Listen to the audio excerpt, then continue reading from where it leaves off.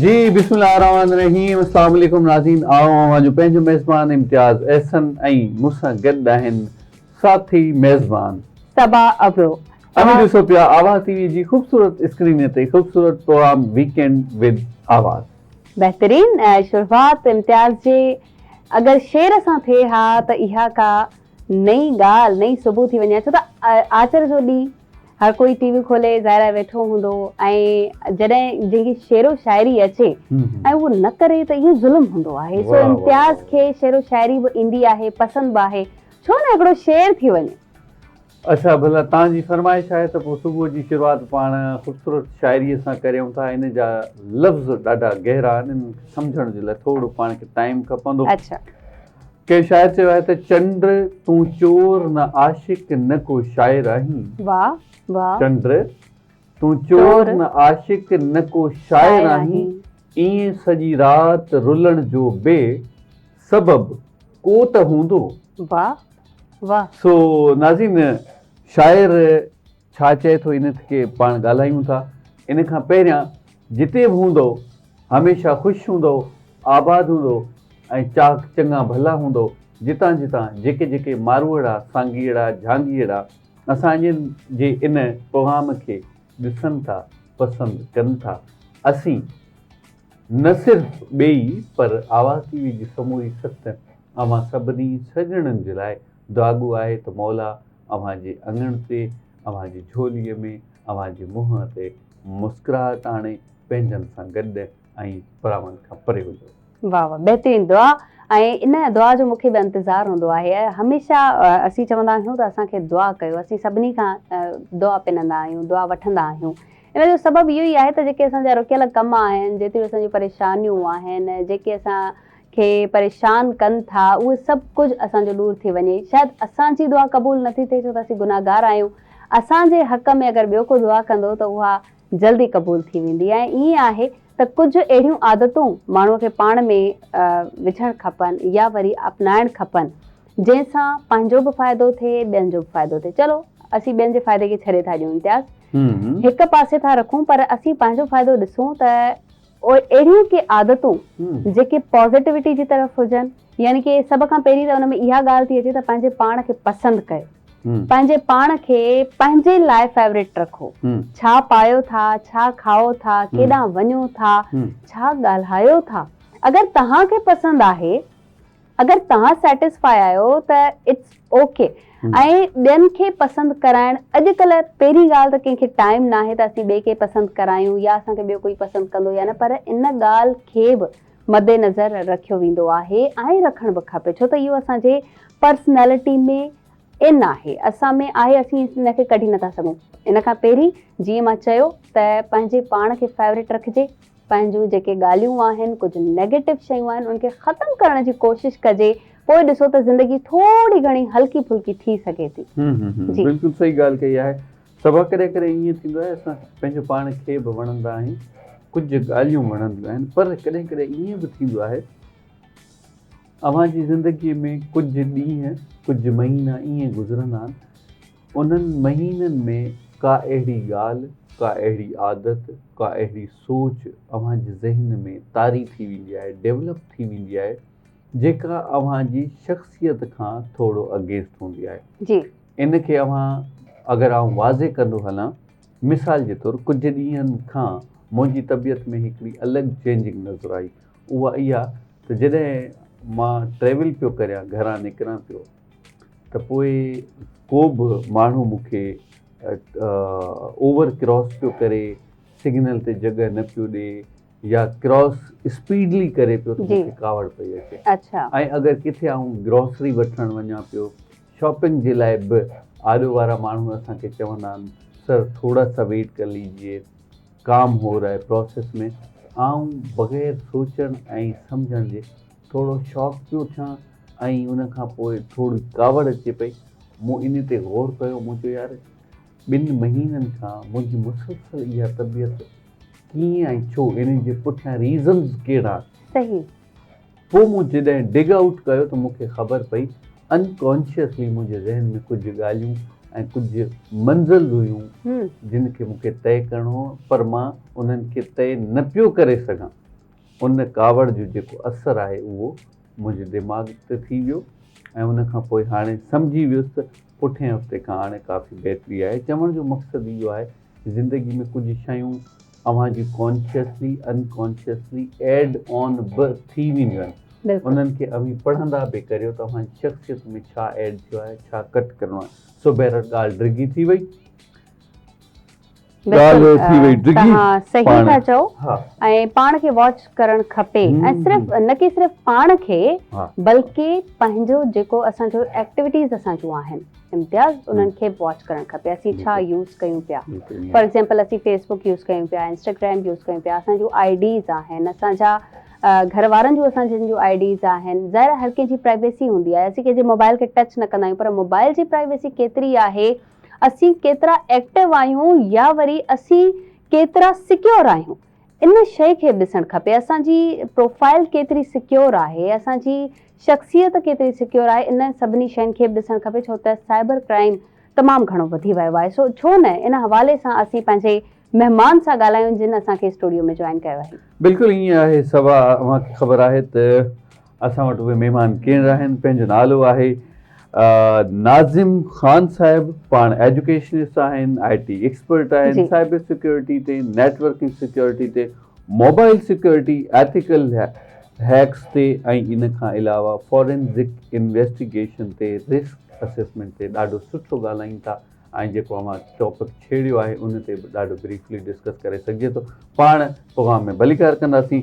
नाज़िम ख़ान साहब, सर हम आपको वेलकम करते हैं। Thank you very much. कैसे हैं आप नाज़िम साहब? अल्हम्दुलिल्लाह मैं ठीक ठाक। सिक्योर हैं? मैं तो आपसे ये क्वेश्चन करूंगी, पाकिस्तान में आप सिक्योर हैं? अल्हम्दुलिल्लाह साइबर स्पेस में सिक्योर हैं काफी हद तक। अच्छा, साइबर स्पेस में आप सिक्योर हैं। अच्छा, मैं आपसे आपकी शख्सियत के हवाले से फर्स्ट ऑफ ऑल पूछना चाहूंगी, देन हम IT सेक्टर, साइबर्स पे एंड ऑल पे हम आएंगे। First of all define yourself, कहाँ से स्टार्ट किया और अब कहाँ काम कर रहे हैं, क्या कर रहे हैं और क्या चेंजिंग आई आपकी लाइफ में? करंटली मैं कंपनी में एज अ मैनेजर जॉब कर रहा हूँ। वैसे मैं एजुकेशनिस्ट हूँ। IT इंफॉर्मेशन सिक्योरिटी का मेरा एक्सपीरियंस है ओवरऑल 15 ईयर्स का। साथ साथ मेरे पास सर्टिफिकेशन है इंटरनेशनली जो कि और कॉम्पिटिशन्स होते हैं। उसके अलावा मैंने काफ़ी सारी बग बाउंटीज़ की है। रिसेंटली मैंने अभी व्हाट्सएप में एक बग मैंने फाइंड आउट किया है और उन्हें रिपोर्ट किया है, और वो बड़ा ही टेक्निकल बग्स था जो कि आई थिंक अभी फेसबुक उसको रिव्यू कर रहा है, और जैसे ही मेटा मेटा उसको रिव्यू कर लेगा तो मेरा भी नाम इंशाल्लाह हाई लिस्ट में उनके पास आ जाएगा, क्योंकि वो काफ़ी क्रिटिकल बग था व्हाट्सएप में। बेहतरीन। नाज़िम साहब, हम अक्सर और बेशतर देख रहे होते हैं कि लोग जो हैं मोबाइल की सिक्योरिटी में से बहुत ज़्यादा इनसिक्योर होते हैं। काफ़ी लोगों से हमने ये भी सुना है, बल्कि मैं खुद मेरी यही प्रैक्टिस है कि हमने अगर मोबाइल चेंज भी करना है तो हम सेल आउट नहीं करते, उसको घर पे रख देते हैं और उसकी रिप्लेसमेंट में दोबारा मोबाइल नया ले लेते हैं, सिर्फ इस होप से कि भाई इस मोबाइल में जो प्राइवेट चीज़ें हैं हमारी वो कहीं लीक आउट ना हो जाएं। इसके बारे में क्या ख्याल है आपका? इस रिस्क से कैसे बचा जा सकता है, प्लीज़? देखें, ऑनेस्टली स्पीकिंग अभी अगर बात करें तो काफ़ी सारी ऐसी अननेसेसरी एप्लीकेशंस होती हैं जो हम अपने मोबाइल में इंस्टॉल कर लेते हैं, जिनकी कोई अथेंटिसिटी नहीं होती, कोई बैकग्राउंड नहीं होता, बट जस्ट हम फ़न के लिए इंस्टॉल कर लेते हैं। स्पेशली वो एप्लीकेशन जो गेम्स खेलने के लिए बड़ा ही अप्रोच करती हैं। अब इसमें होता क्या है कि आपका जब मोबाइल कॉम्प्रोमाइज़ होता है तो डेफिनेटली आपके मोबाइल का जितना भी डेटा होता है वो भी हैकर्स या जो बैक एंड पर बैड एक्टर्स बैठे होते हैं उनके पास चला जाता है, और वो जस्ट आपको मॉनिटर करते हैं। हैकर्स की जो स्ट्रेटजी होती है वो कभी भी जो है आपको इन्फॉर्म करना या आपसे पैसा लेना नहीं होती। याद रखिएगा, वो आपको सिर्फ तंग करते हैं और अपने फन के लिए ये काम करते हैं कि वो आपकी जितनी भी चीज़ें होंगी अपने पास स्टोर करेंगे, फिर आपको पता भी नहीं लगने देंगे, और वो उस वक्त तक करते रहेंगे, कंटिन्यूसली मॉनिटर करते रहेंगे जब तक आप खुद आइडेंटिफाई नहीं कर लेते कि मैं इन्फेक्टेड हूँ या नहीं हूँ। तो वो कैसे आइडेंटिफाई होता है कि हम उसके अंदर कोई मालवेयर डिटेक्शन एंटीवायरसेस इंस्टॉल करते हैं जो कि अथोराइज होते हैं। दुनिया में बहुत सारे ऐसे हैं जो कि अथोराइज हैं। इसके अलावा हम किसी भी एप्लीकेशन का बिहेवियर समझते हैं। फॉर एग्जांपल, मेरा कैमरा है, मेरा कैमरा अचानक से बार बार ऑन हो रहा है। अब क्योंकि एंड्रॉयड में ऐसी कैपेबिलिटीज़ हैं और आईफोन में भी ऐसी कैपेबिलिटीज़ हैं कि आपको इंडिकेशन आ जाती है कि आपका कैमरा यूज़ हो रहा है, वो कौन सी एप्लीकेशन यूज करे, तो आप उससे आइडिया कर लेते हैं कि कोई पर्टिकुलर एप्लीकेशन बार बार पॉपअप हो रही है और ये मेरी रिसोर्सेज एक्सेस कर रही है, तो हम यहाँ से चीज को अंडरस्टैंड करते हैं। But back to the previous, हमारे पास ये चीज आइडेंटिफाई करना बड़ा मुश्किल होता था कि कैमरा एक्सेस हो गया है, माइक एक्सेस हो गया है। हो गया, रिमेंबर हो, अगर मैं आपको बताऊं थोड़ा सा हम बैक चलें तो मार्क ज़करबर्ग की एक पिक्चर लीक हुई थी इंस्टाग्राम पे, और उन्होंने अपने जो उनके पास मैक था, उस मैक के कैमरे पे उन्होंने स्टिकर लगाया हुआ था, तो वो बड़ी फेमस हुई थी। तो वो उसको देखा देख लोगों ने यही स्ट्रेटेजी अपनाना शुरू कर दी। क्यों? क्योंकि उनको भी इनसिक्योरिटी थी, उनको भी रिस्क था कि कहीं मेरी चीज हैक ना हो चुकी हो या कॉम्प्रोमाइज ना हो चुकी हो, जिसकी वजह से मेरा जितना भी डेटा या इन्फॉर्मेशन है वो सुन रहे हो, देख रहे हो या समझ रहे हो या कॉपी कर रहे हो, जिसके लिए मेरी कंपनी का भी लॉस और हमारा भी loss. Mostly we say there is a big fish today, but हम उसको आइडेंटिफाई कर सकते। तो इसी तरह मोबाइल में भी चैलेंजेस हैं, बट हाँ ये अच्छी प्रैक्टिस है अगर आप समझते हैं कि आपका मोबाइल आपके पास है, डेफिनेटली। लेकिन अगर आप ऐसी गलती कर जाते हैं कभी कभी समटाइम, तो उससे पहले आप डेटा वाइप आउट की कुछ ऑथराइज एप्लीकेशंस होती हैं वो रन कर दें। उससे क्या होगा कि जो आपके मेमोरीज में जो डेटा सेव होता है और जो डेटा रिकवरेबल भी होता है वो काफी हद तक डिलीट हो चुका होता है या गार्बेज बन चुका होता है।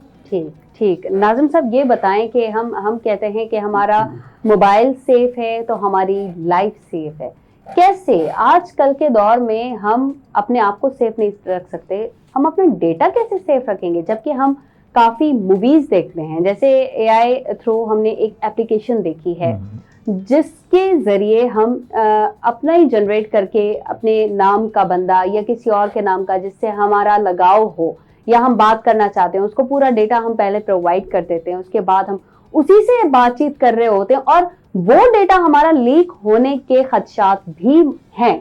हम कैसे सेफ रहेंगे? अच्छा, इसमें इंटरेस्टिंग बात ये कि एआई आई थिंक मुझे ज्यादा समझता है, मेरी वाइफ मुझे कम समझती है। अब ये सिचुएशन आ चुकी है। तो बिल्कुल ऐसा है। देखें, जब तक डेटा हम किसी को ना दें, जो हमारी इंफॉर्मेशन है, अगर हम किसी को ना दें वो सामने वाला हमें नहीं जानेगा। लेकिन इस तरह की कुछ इन्फॉर्मेशन जो हम उनसे शेयर करते हैं वो लिमिटेड होती है। या तो हम उनसे ईमेल आईडी शेयर करेंगे, नाम शेयर करेंगे, या सेकंड नेम, फर्स्ट नेम और last name, that's all it. वो उनकी एक पर्टिकुलर रिक्वायरमेंट होती है किसी भी आईडी को क्रिएट करने या किसी भी एप्लीकेशन को इंटीग्रेट करने के लिए आपसे।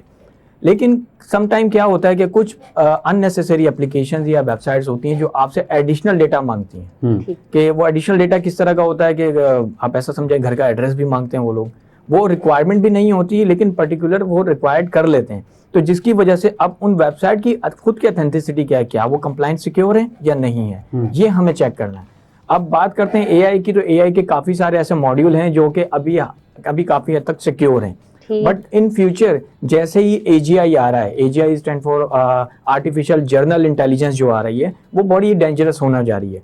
और उससे क्या होगा कि हम ये समझ सकते हैं कि यार वो खुद सोचने की सलाहियत रखेगी। फिर क्वांटम कंप्यूटिंग भी है, जो ये एडिशनली टेक्नोलॉजी जो अपने आप को अपग्रेड कर रही हैं, इनके लिए हम कैसे बचें? तो हमारा डेटा तो देखें पब्लिकली अवेलेबल है। वैसे भी हम कहते हैं कि पाकिस्तानियों का डेटा आए दिन देखते हैं तो काफी हद तक अब सिक्योर हो गया। मतलब प्रीवियस तक जाए तो काफी हद तक इस पर बड़ी डिस्कशन चलती रही है, डिबेट चलती रही है कि हम लोग सिक्योर नहीं है, बट ऐसा नहीं है, काफी हद तक हम अल्हम्दुलिल्लाह सिक्योर है। हाँ, अगर ये बात करें कि मेरा मोबाइल मुझसे ज्यादा सिक्योर है, तो एग्जैक्टली हम ये जरूर कह सकते हैं। हम अपने निकाले हुए अल्फाज वापस नहीं ला सकते, लेकिन व्हाट्सएप पे किया हुआ मैसेज डिलीट टू एवरीवन तो कर सकते हैं। बिल्कुल ठीक, एग्जैक्टली ऐसा ही हमें करना है। कोई भी इंफॉर्मेशन जो हम कंप्यूटर से शेयर कर रहे हैं वो बड़ी लिमिटेड की जाए, ना कि उसको एक्सप्लेन किया समझ के की जाए, जल्दबाजी में नहीं। अगर आपने कोई भी एप्लीकेशन इंस्टॉल करनी है तो आपने रिव्यूज देखने हैं और देखना है, पहले गूगल पे सर्च करना है कि वो ऑथेंटिक है कि नहीं है। नाज़रीन, यहाँ पे लेंगे एक छोटा सा ब्रेक। आपने जाना कहीं भी नहीं, रहना है हमारे साथ। मिलते हैं एक छोटे से ब्रेक के बाद। Stay tuned, stay with us.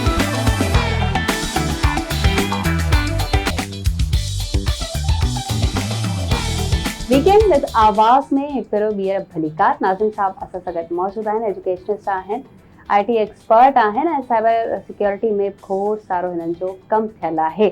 Nazim साहब, मैं आपसे ये ज़रूर पूछना चाहूँगी, जैसे हम दूसरी एप्लीकेशंस की बात कर रहे हैं कि क्या सेफ है क्या नहीं है हमारे लिए, ChatGPT की थोड़ी सी बात कर लें, क्या वो हमारे लिए सेफ है? क्योंकि कुछ हमने उसके बारे में भी सुना है कि कोई स्टूडेंट उससे हल पूछ रहा था, हल तलाश कर रहा था, और ये गूगल पे भी बात आई और जो भी हमारे प्लेटफॉर्म्स है वहाँ पर भी ये बात फैल गई कि उस लड़के को आखिर में ChatGPT ने सजेस्ट कर दिया कि तुम जीने के लिए काबिल ही नहीं हो और तुम्हें अपने आप को मार देना चाहिए, सुसाइड कर लेनी चाहिए क्योंकि तुम पेपर में फेल हो गए हो।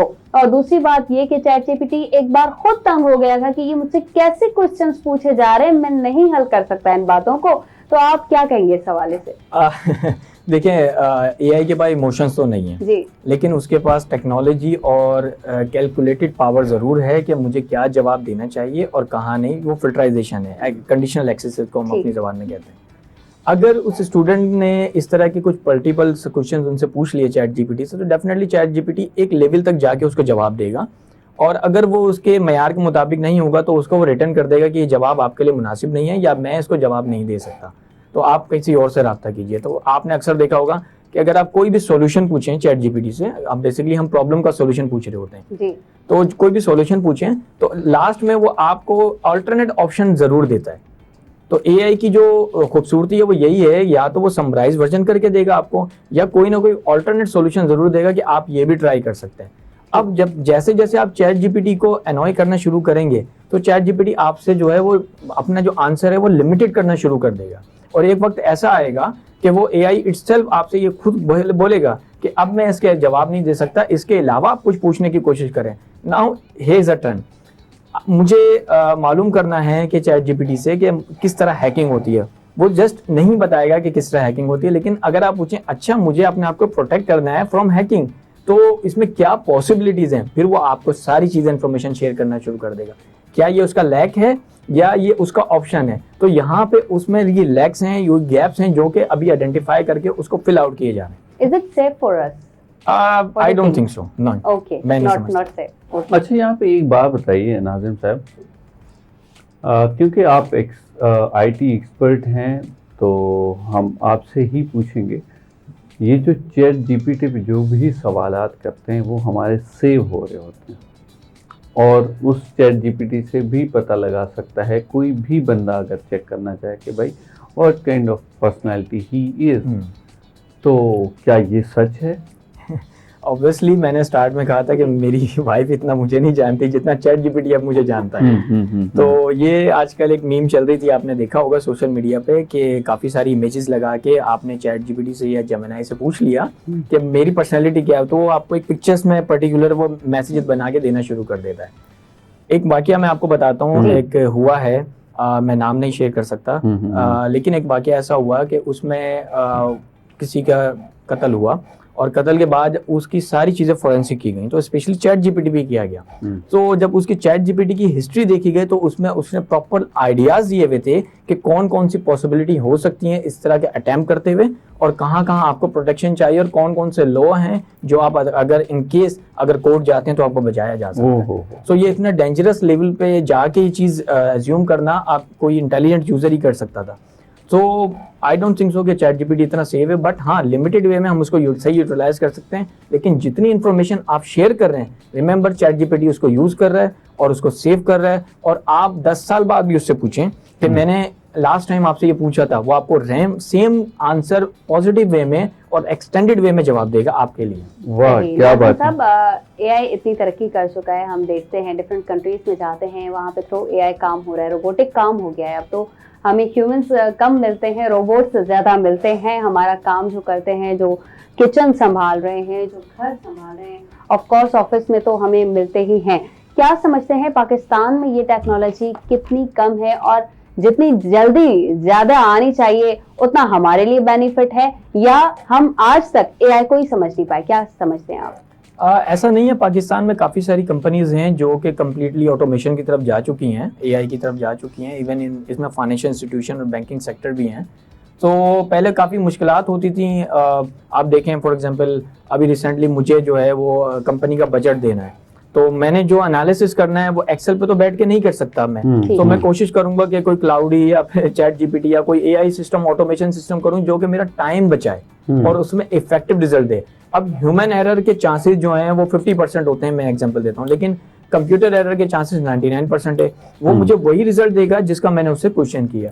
तो पाकिस्तान में काफ़ी सारी ऐसी कंपनीज हैं जो कि काम कर रही हैं, और पाकिस्तान में अभी स्कोप बढ़ता जा रहा है, और कंपनीज स्लोली और ग्रेजुअली एआई की तरफ मूव हो रही हैं ताकि उनका काम ईजी हो सके और अंडरस्टैंडिंग ईजी हो सके। बिल्कुल ठीक है। यहाँ पे एक और बात समझ नहीं आती कि आजकल के जो यंगस्टर्स हैं वो सिर्फ आईटी को देख के फैसिनेट हो रहे हैं कि भाई आईटी के ज़रिए हम पैसा कमा सकते हैं।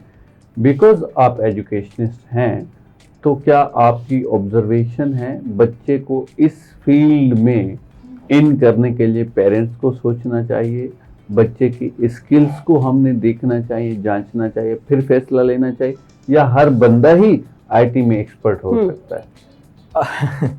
ये काफ़ी मुश्किल क्वेश्चन है। बेसिकली ऐसा समझिए कि जो कंप्यूटर प्रोग्रामर होते हैं वो बाय बर्थ होते हैं। उनको प्रोग्रामिंग की बाय बर्थ जो है वो लॉजिक्स बिल्डिंग की उनको कैपेबिलिटीज होती हैं। लेकिन एक नया बच्चा जो आईटी फील्ड में आना चाह रहा है उसको पहले अंडरस्टैंड करना पड़ेगा और अपने ज़मीर को कंट्रोल करना पड़ेगा, स्पेशली साइबर सिक्योरिटी में। क्योंकि काफ़ी दफ़ा ऐसे मौके आते हैं आपके पास कि आप बहुत कुछ कर सकते हैं, लेकिन उस वक्त आपको कंट्रोल करना पड़ता है अपने आप को। हम अपने आप को एथिकल हैकर इसी सेंस में कहते हैं, हम भी हैकिंग करते हैं, ठीक है, लेकिन एथिक्स वे में, एक एथिक्स के साथ। हम उसमें क्या करते हैं कि हमारे पास कैटेगरी हम डिफाइन करते हैं, black hat, white hat, grey hat.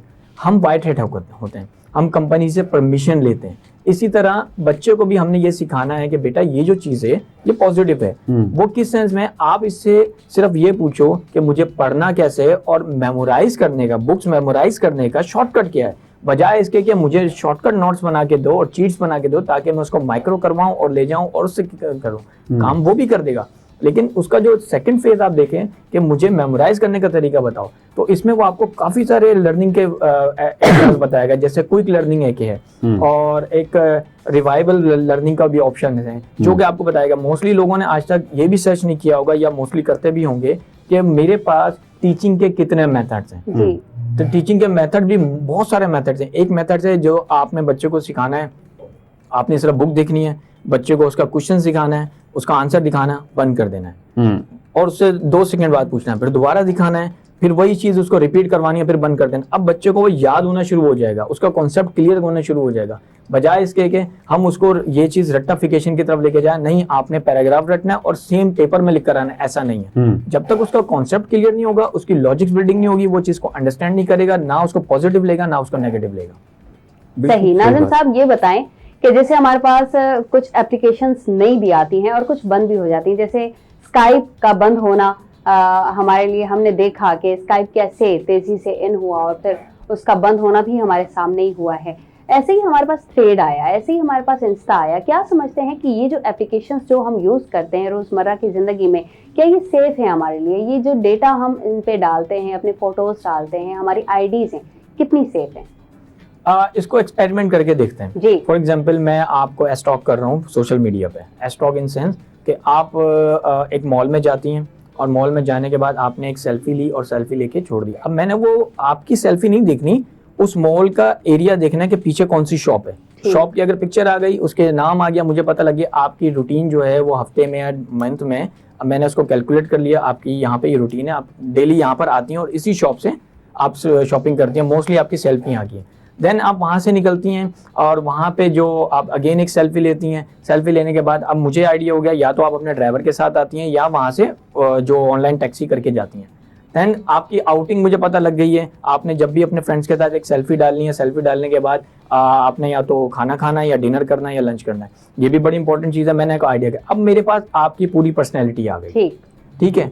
इसी तरह एप्लीकेशंस भी काम करती हैं। एप्लीकेशंस क्या करती हैं, जो आपकी एक्टिविटी होती है उसको एनालिसिस करती हैं।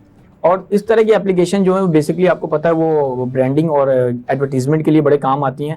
अब मुझे ये पता है कि आप पहले गई थी शॉपिंग पे, उसके बाद ऑनलाइन टैक्सी और उसके बाद डिनर।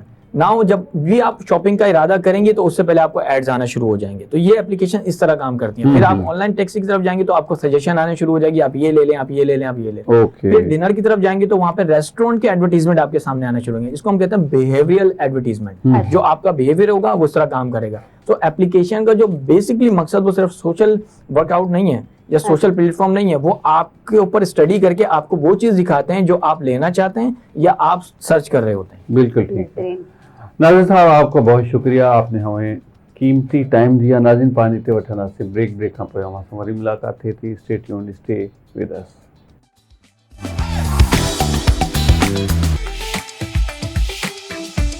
जी वेलकम बैक नाज़रीन, एक ईसाई खपोयावान जी खिदमत में हाजिर हैं। नाज़िम साहब, हम अक्सर देखते हैं बहुत ज़्यादा जो ख़ास तौर पर हम फीमेल्स को देखते हैं तो उनकी चेयर्स कभी आउट हो जाती हैं या लड़के भी मुतासिर हो रहे होते हैं, या अक्सर एक चीज़ देखी गई है, लेट नाइट 12 बजे के बाद एक स्कैम मैसेज आता है किसी बंदे को कि भाई आपका व्हाट्सएप हैक कर लिया गया है, जो भी आप कर रहे हो मैं वो चीज़ देख रहा हूँ। तो वो बंदा बड़ा शॉक हो जाता है, और वो जो नंबर होता है वो भी पाकिस्तान का नंबर नहीं होता, कोई सिम डेटा नहीं होता, लेकिन वो चीज़ें हमें इतनी ऑथेंटिक बता रहे होते हैं कि हम शॉक हो जाते हैं। ये क्या सिलसिला है, किस तरह बचा जा सकता है, और ये चीज़ अगर किसी पर अचानक आती है तो उसको इमीडिएट क्या स्टेप लेना चाहिए? देखिए, इस प्रोसेस को और इस स्ट्रक्चर को हम सोशल इंजीनियरिंग का नाम देते हैं। Okay. और सोशल इंजीनियरिंग किसी के साथ भी हो सकती है, चाहे वो किसी कंपनी के सीईओ हो या फिर उस कंपनी के वर्कर। Okay. अब इन चीज़ों से बचना थोड़ा सा मुश्किल है, लेकिन आइडेंटिफाई करना आसान है। वो ऐसे है कि इसको एग्जांपल हम ऐसे लेते हैं, एक बच्चा है वो स्कूल में आता है रेगुलर, और जब एग्जाम देने आता है तो उसकी जगह कोई और बच्चा आ जाता है। लेकिन अब क्योंकि जो एग्जाम देने आया है इत्तेफाकन वो बच्चा ओरिजिनल है, इंस्टेड ऑफ जो पहले पढ़ रहा था वो ओरिजिनल नहीं, तो इतने टाइम तक टीचर ने जिसको टीच किया वो बच्चा कौन था, तो वो आइडेंटिफाई करना टीचर के लिए बड़ा परेशानी का बाइस बन गया। अब स्टार्ट में अगर टीचर यही चीज पहले पूछ लेता कि बेटा आपके वालिद कौन है और आप कहाँ से हैं, आपका आईडी कार्ड कहाँ है, स्कूल में क्या रोल नंबर है, तो उस वक्त तक वो चीज आइडेंटिफाई कर चुके थे टीचर, और उनको उस क्लास से आउट कर चुके होते। बट उन्होंने ऐसा नहीं करा, उन्होंने जस्ट उसको एज अ स्टूडेंट समझा और कर लिया। तो ऐसा ही होता है कि अक्सर हमारे पास अननोन मैसेजेस आना शुरू होते हैं, स्पेशली खवातीन के लिए। और खवातीन को बड़ी ऑफर्स मिलती हैं, कुछ ऑनलाइन शॉपिंग की भी ऑफर्स मिलती हैं, कोड्स मिलते हैं, प्रमोशन कोड्स मिलते हैं, तो उसके थ्रू वो यूज तो कर लेते हैं, लेकिन वो जो वेबसाइट होती है वो ऑथेंटिक वेबसाइट नहीं होती।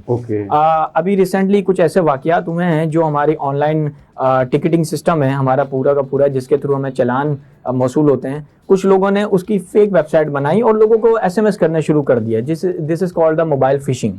तो उसमें जो लिंक्स के थ्रू गए उनमें बकायदा पूरी वेबसाइट की कॉपी थी, मिरर कॉपी थी हमारी चालान सिस्टम की पूरी, और उसमें काफी लोगों ने अपना जैज कैश के थ्रू अकाउंट देना शुरू कर दिया, पैसे भेजना शुरू कर दिए, जिसकी वजह से उन्हें फाइनेंशियल लॉस भी हुआ।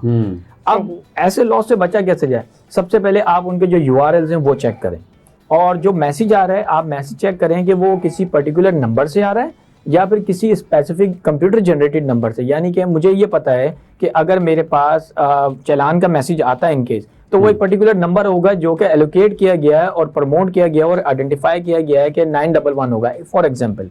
सो 911 के अलावा अगर मुझे कोई कहीं और से मैसेज आ रहा है तो मैं इस चीज को फौरन क्लिक कर लूंगा कि नहीं, this is the scam, so I have to protect myself from here.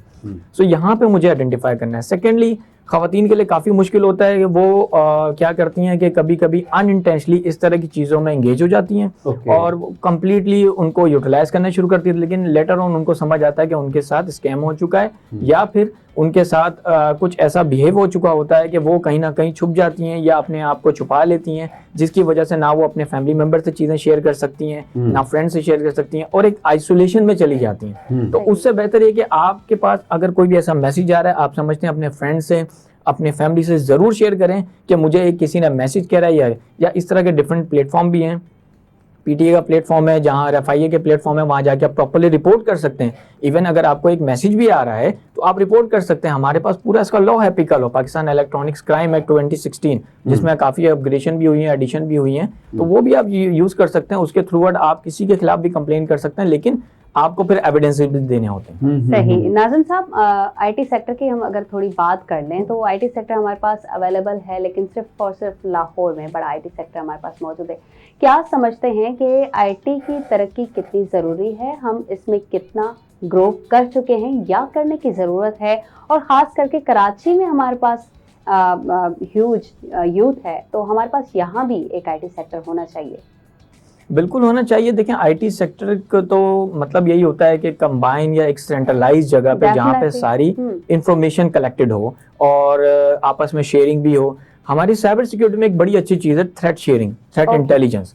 हम क्या करते हैं कि अगर कोई वायरस मुझे नजर आ जाए और मैं उसको आइडेंटिफाई कर लूँ किसी टूल्स के थ्रू, तो मैं उसके कुछ सिग्नेचर्स होते हैं वो थ्रेट इंटेलिजेंस प्लेटफॉर्म पे शेयर कर देता हूँ ताकि दूसरे लोग भी इससे अवेयर हो जाएं। और अगर उनके सिस्टम भी कॉम्प्रोमाइज हैं तो उनका जो डिटेक्शन सिस्टम है वो भी अपडेट हो जाए, और अपडेट होने के बाद उसको डिटेक्ट करना शुरू कर दे। तो मैं यहाँ पे शेयरिंग कर रहा हूँ। तो IT सेक्टर का भी मतलब बिल्कुल यही है। और कराची में आई थिंक काफ़ी हद तक ऐसी बड़ी कंपनीज हैं जो कि काम कर रही हैं, और उनके लिए भी यही कि अगर वो आपस में कोऑर्डिनेशन करती हैं कि काफ़ी सारी चीज़ों से, specially for cyber security related, तो वो एक पेज पर आ जाएंगे।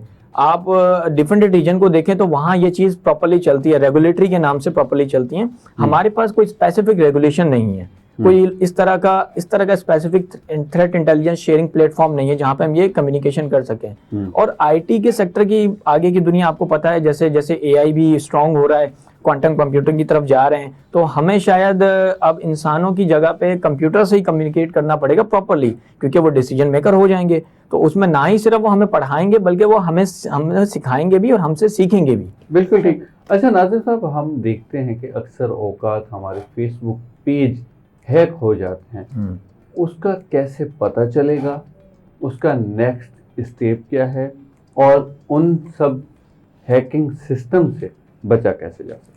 देखिए, फेसबुक पेजेस का अब तो हैक होना थोड़ा सा मुश्किल है। अगर फेसबुक पेजेस एक ही सिनेरियो में हैक हो सकते हैं कि अगर उसका एडमिन की ID कॉम्प्रोमाइज हो जाए। ओके। सो एडमिन की ID क्योंकि वो इंटीग्रेट होती है फेसबुक पेजेस से, पहले तो ये होता था कि हम एक लिंक शेयर कर देते थे, फिशिंग लिंक, और उस लिंक के थ्रू जो है वो जैसे ही हमें राइट्स ग्रांट करते थे तो हम ऑटोमेटिक या तो मॉडरेटर या तो एडमिन बन जाते थे, फिर हम उनकी ID को वहां से रिमूव कर देते थे इजीली। बट अब ऐसा नहीं है। अब क्योंकि सिक्योरिटी इंक्रीज हो चुकी है, तो पहले 2FA होता था, पहले आपके पास सिर्फ एक मैसेज आता था वेरिफिकेशन के लिए ईमेल पे, बट अब मल्टी फैक्टर ऑथेंटिकेशन की तरफ लोग चले गए, और अब इवन के आपकी मोबाइल ऑथेंटिकेशन भी आइडेंटिफिकेशन की तरफ चले गए। वो ऐसे, अगर आप फेसबुक की ID लॉग इन करते हैं तो आपको मल्टीपल जगहों से अपनी आइडेंटिफिकेशन देनी पड़ती है कि यस मैं यही हूँ और मैं ही इसको यूज कर रहा हूँ। ना ही सिर्फ रीजन बेस्ड, बल्कि आपके मोबाइल पे भी SMS आता है, ईमेल पे भी SMS, आपके पास एक कोड आ जाता है। इसके साथ साथ मोबाइल पे ऑथेंटिकेटर्स अब आना शुरू हो गए हैं जिसके थ्रू आप अलाउ करते हैं, या तो अपने फिंगरप्रिंट्स के थ्रू, या फिर जो स्पेशल कोड आता है जो कि कम्युनिकेट करता है एंड टू एंड एन्क्रिप्शन के लिए। तो इस तरह से हम अपने फेसबुक पेजेस या डिफरेंट अकाउंट जो होते हैं वो सिक्योर कर सकते हैं। ओके। यहाँ पे मैं देखता हूँ कि अक्सर लड़के बहुत ज़्यादा फेसबुक IDs भी बना लेते हैं, अपनी पूरी नॉलेज भी शेयर कर देते हैं, हत्ता कि जब वो अपना अकाउंट नंबर शेयर करते हैं तो सीमलेसली, मतलब उनको पता ही नहीं होता उनके अकाउंट से भी पैसे जा चुके होते हैं। इस चीज़ से किस तरह बचा जा सकता है? मैं अपना एक्सपीरियंस शेयर करता हूँ, बड़ी अच्छा, आपके साथ हो चुका है। लेकिन हमने बचा उससे माशाल्लाह। मैं उम्रे पे जा रहा था, और उम्रे पे जाते हुए मैंने एक स्टेटस लगा दिया just towards Karachi from Medina, अल्हम्दुलिल्लाह। सो मेरे एक अकाउंट बनता है और मेरे कुछ दोस्तों को फौरन जो है वो मैसेज जाता है कि मैं बड़ा परेशान हूँ इस तरह से, और यहाँ फंसा हुआ, मुझे पैसे भेज दो, पैसे भेज वापस आके रिटर्न कर दूंगा। एग्जैक्टली। अच्छा, मेरे दोस्तों को पता है मैं किसी से पैसा नहीं मांगता, तो उन्होंने फौरन इस चीज को नोट डाउन कर लिया। ये उनके साथ प्रॉब्लम बड़ी होती है जो बेचारे कंटिन्यूसली अपनी शेयरिंग कर रहे होते हैं कि यार मुझे जरूरत है या कुछ, उनके साथ ये बड़ा इंसिडेंट होता है। तो इस तरह के कुछ लोग भी होते हैं। तो यहाँ पे उन्होंने जो हैकर्स की या स्कैमर की स्ट्रेटेजी थी वो क्या थी, मैं आपको समझाता हूँ। जो साइबर क्रिमिनल्स हैं उन्होंने फेसबुक पे एक कोड लगाया हुआ, इसको स्क्रिप्ट कह सकते हैं एक जबान। अब जो भी कराची से बाहर जा रहा है स्पेशली, उन पे वो स्टडी करते हैं और चेक करते हैं कि किसने पब्लिक स्टेटस डाला जो कराची से ट्रेवल कर रहा है पाकिस्तान से बाहर। अब मेरे पास देखें एक्सेस कम हो गया है, मेरा मोबाइल पे वहां पे नेटवर्क नहीं है, अगर मैं जब तक रोमिंग ना खुलवाऊं तो वो क्या करेंगे कि मेरे जो दोस्त होंगे जिन्होंने लाइक्स किया होगा फौरन और उस पर कमेंट्स किए होंगे, उनको मेरी ID से अप्रोच करेंगे और कहेंगे कि भाई मेरी जब मतलब एज अ नाजिम खान मेरी ID बंद हो चुकी है, ये मेरी नई ID है और मेरे दोस्त मुझे मसला है, काइंडली पैसे भेज दीजिए। अब जो इंटेलिजेंट एंड यूजर होते हैं, जो मेरे दोस्त इंटेलिजेंट है, वो तो फौरन ये कहेंगे कि भाई नाजिम तो पैसे मांग ही नहीं सकता, माशाल्लाह वो जब उम्रे पे गया है तो ऑब्वियसली सी बात है वहां जाके कौन पैसे मांगेगा, या कहीं भी जा रहा है पाकिस्तान से बाहर तो वो कैसे पैसे मांगेगा। लेकिन जो लोग दुबई चले जाते हैं या मिडिल ईस्ट की तरफ चले जाते हैं, उनके साथ ये ज्यादा स्कैम होता है और ज्यादातर उन लोगों के साथ होता है जो इस चीजों से अवेयर नहीं होते। अब उनके पर्सनल लोगों से कांटेक्ट किया जाता है, फिर ये एक स्ट्रेटेजी होती है कि स्टेप 1 कि लोगों से कांटेक्ट करके उनको सिंपैथी शो की जाए सिंपैथी शो करके वो आपको एक जार में लेकर आते हैं, एक ग्राउंड में लेकर आते हैं, एक सर्कल में लेकर आते हैं। सर्कल में जाने के बाद आपको कंफ्यूज कर देते हैं कि या तो मैं ही हूँ ये चीज, या मेरी पर्सनैलिटी है, या मुझसे वाकई में कोई गलती हो गई है इसलिए मुझे मेरी हेल्प की जाए। अब टेंशन यहाँ पे उस इंसान को ये आती है कि उसको पता ही नहीं होता कि बैक एंड क्या सीन चल रहा है, लेकिन उसके दोस्त यार उसकी सिंपैथीज के थ्रू, उसके इमोशंस के थ्रू जो वो कम्युनिकेशन हो रही होती है, पैसे भेजना शुरू कर देते हैं। तो इससे बचने का मकसद यही है कि जो भी आप पोस्ट लगाएं या जो भी आप लीव कर रहे हैं सोशल मीडिया पे, उसको अपने फ्रेंड्स तक महदूद रखें, ना कि पब्लिक सही, ना कि पब्लिक करे। नाज़रीन, वक्त थियो आहे नंढड़े ब्रेक जो। ब्रेक था वठूं, वरी पोइ वापस था अचूं ऐं ॻाल्हियुनि खे कंटिन्यू कंदासीं। Welcome back in weekend with आवाज़। नाज़रीन, जिते पाकिस्तान में खोड़ सारा मसला आहिनि, उते पाकिस्तान जो हिकु अहम वॾो मसलो आहे पाणीअ जो, जंहिं ते हर दफ़े असीं बि आवाज़ उथारींदा आहियूं। हिकु आम इंसान बि आवाज़ उथारे पियो त असांखे पाणी घुरिजे, पाणी असांजो बि आहे, पाणीअ ते असांजो बि हक़ आहे। त उते असांजा हक़ किथे मजरू कया वञनि था, किथे खसिया वञनि था, वरी किथे असीं विड़ी करे पंहिंजो हक़ खसींदा आहियूं। ख़ासि करे असां पंहिंजे पाड़ेसरी मुल्क सां इन ॻाल्हियुनि ते इख़्तिलाफ़ रखंदा आहियूं। कुझु अहिड़ियूं ॻाल्हियूं आहिनि जिते हिन वक़्त ताईं हिकु प्लेटफॉर्म ते न पाड़ेसरी मुल्क आयो आहे, न ई वरी पाकिस्तान आयो आहे। पर जिते अचे थी हक़ जी ॻाल्हि, त हक़ असीं विढ़ी बि खसणु ॼाणूं था, त हिते असीं पंहिंजे हक़ लाइ आवाज़ उथारंदे बि नज़र अचूं था। इन हवाले सां असीं ॿीहर ॻाल्हि ॿोल कंदासीं, छो त ॿीहर मां इन लाइ लफ़्ज़ यूज़ कयां पई, हिकु भेरो असां सां थी चुकी आहे ऐं असीं ॿीहर बि पाणीअ जे लाइ विढ़ंदे नज़र अचूं पिया ऐं विढ़ण लाइ बि तयारु आहियूं। पाणीअ जो मसलो हिन वक़्त ताईं हल थींदे नज़र न पियो अचे। बार बार असांखे धमकी ॾिनी वेंदी आहे त असीं पाकिस्तान जो पाणी बंदि करे छॾींदासीं। भारतीय हुकूमत, मोदी सरकार पंहिंजी होॾ ते हिन वक़्त ताईं क़ाइमु आहे। आख़िर छो इहा प्रोपेगेंडा ख़तमु छो न पई कई वञे ऐं पाणीअ जी विरासत चङे ऐं सही नमूने छो न पई कई वञे? इन हवाले सां असां वटि मौजूदु आहे एक्सपर्ट, जेके असां सां गॾु लाइन ते मौजूदु आहिनि, जेके गहरी नज़र रखनि था पाणीअ जे मामले ते, ख़ासि करे माहौलियाती माहिर आहिनि। नासिर पवर साहब जन खे वेलकम कंदासीं। अस्सलाम वालेकुम नासिर साहब।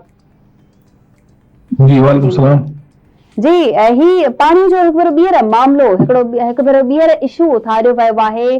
पाड़ेसरी मुल्क पंहिंजी होॾ ते क़ाइमु आहे। आख़िर इहो मसलो हल छो न पियो थींदे नज़र अचे असांखे?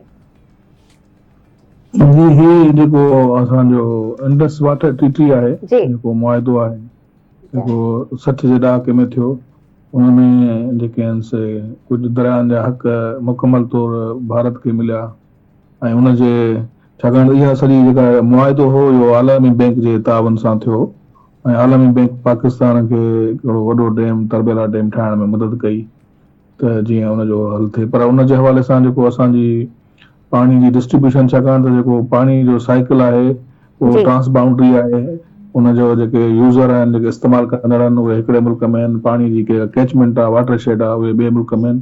त हीउ हिकिड़ो ट्रांस बाउंड्री इशू आहे। त थियण त ईअं खपे त जेके बि मुआहिदा आहिनि उन्हनि ते लेटर एंड स्पिरिट में उन्हनि खे अमल दरामद थियणु खपे, उनखे रिस्पेक्ट ॾियणु खपे।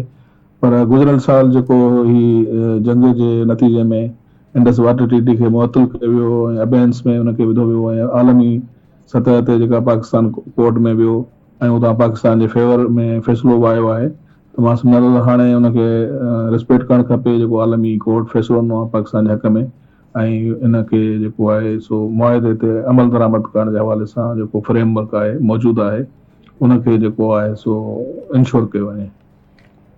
बिल्कुलु ठीकु आहे नासिर साहिब। हिकिड़ी ॻाल्हि इहा बि मद्देनज़र रखणी आहे असांखे त भारत गाहे बगाहे वक़्तनि फ़वक़्तनि असांखे इहो चैलेंज बि कंदो रहियो आहे त असीं पाणी मोड़े छॾींदासीं या असीं अव्हांजो पाणी बंदि करे छॾींदासीं। पर असांजे तरफ़ां हमेशह इहा कोशिशि कई वई आहे त मफ़ाहिमती पॉलिसी अख़्तियार करे इन शइ खे लागू करे छॾिजे ऐं उन जे बावजूदि असां वरी हाणे पाकिस्तान जे तरफ़ां इहो जवाबी मामिलो बि साम्हूं आयो आहे त अगरि अहिड़े क़िस्म जी का बि हरकत थी त पोइ असां उनखे जंग करार ॾींदासीं। अवी छा सम्झो था इहे वजूहात छो थियनि थियूं पाणीअ जी विर्छ प्रॉपर तरीक़े सां? बिल्कुलु, तव्हांखे यादि हूंदो त काफ़ी साल अॻु में या जी प्लीज़ जी काफ़ी साल अॻु में मुंहिंजी इहा क़ौमी मुतहदा जे प्लेटफॉर्म तां बि ऐं हिकिड़ो त आलमी लेवल ते पाणीअ जो जेको बहिरान आहे मौसमियाती तब्दीलियुनि जे करे हिकिड़ो त उहो कर खणंदो ऐं उहो असां ॾिसी रहिया आहियूं त मौसमियाती तब्दीलियुनि जे करे जेके गैर मामूली जेके आहिनि सोकाड़ो ड्राउट या वरी बोॾूं असां ॾिसूं पिया त उन में ही जेके मथां जेके हुजे न अपर रायपेरेंट्स हिकिड़ा हूंदा आहिनि ॿियो लोअर रायपेरेंट्स हूंदा आहिनि दरिया जा जेके हक़ आहिनि त उहे लोअर रायपेरेंट्स जा वधीक हूंदा आहिनि ऐं जेको दरिया जी जेका फितरी जेका मंज़िल आहे आख़िरी उहो समुंड आहे त जेसीं ताईं दरिया जे वाकिरे खे हुनजो जेको नेचुरल जेका आख़िरी मंज़िल आहे समुंड ताईं न पहुचाईंदासीं त तव्हां ॾिसो त असां वटि ख़ासि करे सिंध में तक़रीबन हर साल या छा पर 12 ई महीना असां वटि पाणी जो बहिरान रहे थो ऐं ख़ासि करे कोटड़ी बैराज खां हेठि त उन हवाले सां मजमूई तमामु घणियूं इम्प्लीकेशन थींदियूं मजमूई तौर ते पाकिस्तान ते ऐं ख़ासि तौर ते सिंध ते छाकाणि त बींग लोअर रायपेरन सिंध खे त हिकिड़ो वाहिद दरिया सिंधू दरिया ई आहे असां वटि मिठे पाणी जा के बि ज़ख़ीरा न आहिनि ऐं सिंध जो जेको 80 सैकड़ो जेको जर आहे उहो खारो आहे उहो कंहिं बि न हुन ते ज़राअत करे सघे थी न पीअण जे लाइक़ु आहे त उन हवाले सां सिंध जी सूरत हाल तमामु घणी ख़राबु आहे ऐं हुनखे इन हवाले सां जेके लोअर रायपेरेंट्स जा हक़ आहिनि जेके उन हवाले सां जेके आलमी जेके प्रिंसिपल्स आहिनि या उसूल आहिनि मुआदा आहिनि उन्हनि खे असांखे ऑनर करणो पवंदो। बिल्कुलु ठीकु आहे नासिर साहिबु अभी सम्झो था त ही जेके असीं मिसाल जे तौर सां भारत ऐं पाकिस्तान जे विच में कशीदगीअ खे थोरो पासीरो रखूं पर असीं ॾिसूं था त मुख़्तलिफ़ सूबनि में ख़ासि तौर ते सिंध में बि पाणीअ जी प्रॉपर तरीक़े सां विर्छ न आहे ऐं उन में मुख़्तलिफ़ वजूहात थी सघनि थियूं किथे कट लॻल आहिनि किथे तरीक़े सां पाणी इस्तेमालु स्टोर नथो कयो वञे त किथे वरी पाणी खे सही तरीक़े सां यूटिलाइज़ नथो कयो वञे बींग एक्सपर्ट अमी छा सम्झो था इन शइ खे कीअं सिधो करे सघिजे थो? जी हाँ सूबनि जे जेका पाणी जी विरासत आहे विर्छ आहे उन जे लाइ जेको असांजो मुआदो आहे 1991 में थियो जेको जंहिंखे असां वाटर अकॉर्ड चऊं था 1991 वारो उन में इहो तय कयो त केतिरो कहिड़ो सूबो केतिरो पाणी खणंदो ऐं उनजी विरासत खे मॉनिटर करण लाइ हिकिड़ो इदारो ठाहियो वियो जंहिंखे असां इर्सा चऊं था त इर्सा जेको आहे सो मजमूई तौर ते ज़िम्मेवार आहे पाणीअ जी मैनेजमेंट जे हवाले सां सूबनि जे विच में विरासत जे हवाले सां त उन विच में हुन में जेको 91 मुआवज़ो आहे उन ते मां सम्झां थो त सही माना में कॾहिं बि इम्प्लीमेंटेशन न थी सघी आहे अञा ताईं छाकाणि त उन में हिकिड़ो त इहो आहे त बाबा जॾहिं पाणी सरप्लस हूंदो जॾहिं पाणी वाधो हूंदो त उहो बि शेयर थींदी जॾहिं पाणी जी खोट थींदी उहा बि शेयर कई वेंदी चइनि सूबनि जे विच में ठीकु आहे त हाणे उहो थिए हूंदो जॾहिं खोट थिए थी त उहो हुन में सिर्फ़ु जेके सिंध आहे या बलोचिस्तान आहे उहो वधीक मुतासिर थियनि था त उन हवाले सां छाकाणि त जेको पंजाब आहे उते जर तमामु घणो मिठो आहे ऐं उते लखनि जी तइदाद में ट्यूबवेल्स आहिनि ठीकु आहे उहे बि पाणी ऐं उहो बि हिकिड़ो असांखे नेशनल जेको आहे हिकिड़ो पंहिंजो रिसोर्स आहे क़ौमी असासो आहे ठीकु आहे पर उनखे असां ज़ाहिर आहे उहो पंजाब वटि आहे ऐं हुन वटि हिकिड़ो ऑप्शन आहे सिंध खां उहो ऑप्शन न आहे सिंध जो जीअं मुंहिंजो जर 80 सैकड़ो खारो आहे त असां वटि मिठो पाणी सिर्फ़ु सिंधू दरिया में असां हासिलु कयूं था त उन हवाले सां जेका जीअं मुंहिंजो त शार्टेज जेका आहे उहा शेयर कोन थी कई वञे ऐं हिन साल जेका सिस्टम में पाणी मौजूदु हो उहो गुज़िरियल साल जे भेट में बहितर असां वटि जेके डैम स्टोरेज हुआ उहे बहितर हुआ हुनजे बावजूदि बि जेको आहे सिंध बलूचिस्तान में जेको आहे पाणीअ जो हिन 50 सैकड़ो खां वधीक शार्टेज जेको आहे उहा ऐं जेके असांजा बैराजिस आहिनि उन ते पाणीअ जी खोट तमामु घणी आहे जीअं ख़ासि करे गुडू बैराज ते 27 सैकड़ो खोट ॿुधाई थी वञे सखर बैराज ते तक़रीबन 40 सैकड़ो खोट आहे ऐं जेको आख़िरी बैराज आहे असांजो कोटड़ी बैराज उन ते 56 सैकड़ो ताईं जेको आहे सो पाणी जी खोट डिक्लेयर कई वई आहे उन सां तव्हां ॾिसो असां वटि जेके फसल थियनि था उहे असां वटि आगाटा थियनि था उहे ॿियनि सूबनि जे भेट में पहिरीं थियनि था असांखे पाणी बि पहिरीं खपे त ख़रीफ़ जी जेका मुद्दा आहे उहा सम्झो त 10 जून ते आख़िरी हुनजी हुई आहे डेड लाइन ऐं उहा 10 जून ताईं हुनखे आबादगारनि खे रिक्वायर्ड पाणी खपे त जीअं उहो पंहिंजा फसल थी सघे उन हवाले सां ही जेको अॻिते हली वक़्त ते पाणी न मिलंदो त असां छाकाणि त हिकिड़ो ज़रई मुल्क आहियूं असांजी आबादी जो वॾो दारोमदार गुज़र सफ़र ज़राअत ते आहे ऐं ज़राअत सां गॾोगॾु असांजी जेका फूड सिक्योरिटी आहे जेके खुराक आहे उहा बि इन ई एग्रीकल्चर सेक्टर ई पैदा करे थो फूड सिक्योरिटी बि शुरू थी सघे थो ऐं जेका गुरबत आहे ॿाहिराणियुनि में उहा बि वधी सघे थी इन पाणी जे खोट जे करे।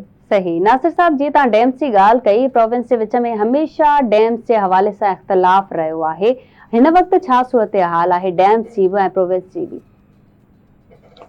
इहा हिकिड़ी डिबेट रहंदी आई आहे त हिकिड़ो त असां वटि बदकिस्मती सां जेके असांजा पॉलिसी मेकर्स आहिनि उहो जॾहिं बि बोर्ड ईंदी आहे त उहा हिकिड़ी डिबेट शुरू कई वेंदी आहे असांजी मीडिया ते त पाणी समुंड में ज़ाया थी रहियो आहे। त इहो हिकिड़ो पाणीअ जो फितरी साइकिल आहे, जीअं मूं चयो हिकिड़ो नेचुरल प्रोसेस आहे त पाणीअ खे समुंड में वञिणो आहे ऐं न उनजे अगरि नथा मोकिलियूं पाणी समुंड में त ज़ाहिर आहे त समुंड अंदरि घिरी थो अचे ऐं असांजी केतिरी असांजे ठटो ऐं सिजावल बदीन जा ज़िला जेके आहिनि उहे सामूंडी चाढ़ खे मुंहुं ॾेई रहिया आहिनि ऐं उहो सामूंडी चाढ़ ज़ाहिर आहे उतां जी पूरी जेको इको सिस्टम आहे, जेका ज़राअत आहे, जेके मिठे पाणी जा ज़ख़ीरा आहिनि, जेका ॿी बायोडाइवर्सिटी आहे, जेका मुख़्तलिफ़ पखी पखण बर्ड्स कचे जा ॿेला, इहे सभु असांजे सामूंडी चाढ़ जे करे तबाह थी विया आहिनि। छाकाणि त कोटड़ी खां हेठि साल जे 12 महीननि में सिर्फ़ु महीनो बि पाणी वञे थो जॾहिं हाई फ्लड सीज़न थिए थी।